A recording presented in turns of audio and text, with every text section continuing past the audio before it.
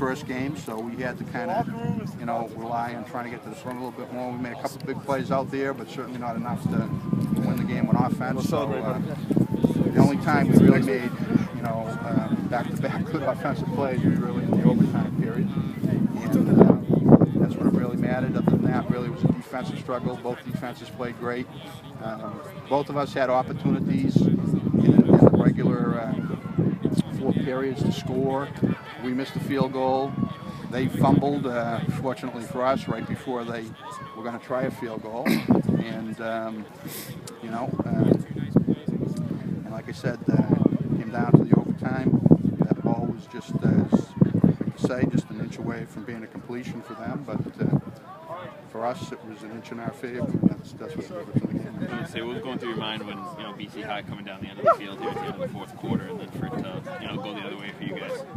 Well, clearly we started using our timeouts because I wanted to preserve as much clock time as I could in case we had to go down and either tie the game with a field goal or try and win the game.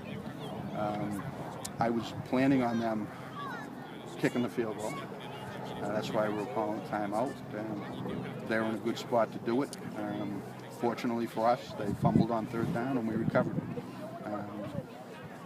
So that was a mistake on their part and a big play on our part. I was glad we were able to drive the ball right out of there and get out to the 50-yard line. And we didn't think we were going to go on and score there, but I certainly didn't want to keep the ball down on our end and give them an opportunity to win with a field goal. But both teams were a little spotty on offense, like I said. And defense has ruled the day, and that probably is, I guess, everything else aside from all the season. They've had a great defense. We've had a great defense. So what else would you expect besides a defensive struggle? And that's what the fans got today, and that's what was there. We just hung on enough to win the game and make the plays in overtime, and I'm happy looking at the scoreboard right now. 11 Hawks, 9 guests. Like I said, our team, that spells a W for us, and we're happy with that. Talk, if you would, just about the play calls in overtime with Jake and the job he did to get in the end zone for you guys. Well, clearly we came out, we tried to spread them out a little bit, and we really, the play we had called really didn't materialize, so Jake had to try and make a play with his feet again. He got us down into the 5-yard area, and then we still spread them out again, and Jake had kind of a check with me call on that one, where we could run an option play or he could throw it, depending upon how they lined up. They really spread out with us, and we went with our run play. And he has an option on that run play too, whether to hand or take. And he read it well, took it himself, and really just kind of walked into the end zone in that one. In the overtime period, we thought the play was still there.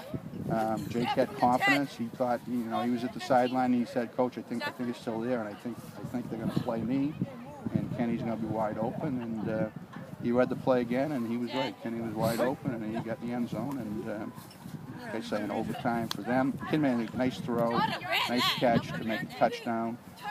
We gave him a little too much time to throw in that circumstance, but I got to give them credit for making a play. And then, the kid ran a nice whip route down at the end, and like I said, it was just 1 inch too tall for him, and that was 1 inch good for us and 1 inch bad for them, and that's why we won the football game.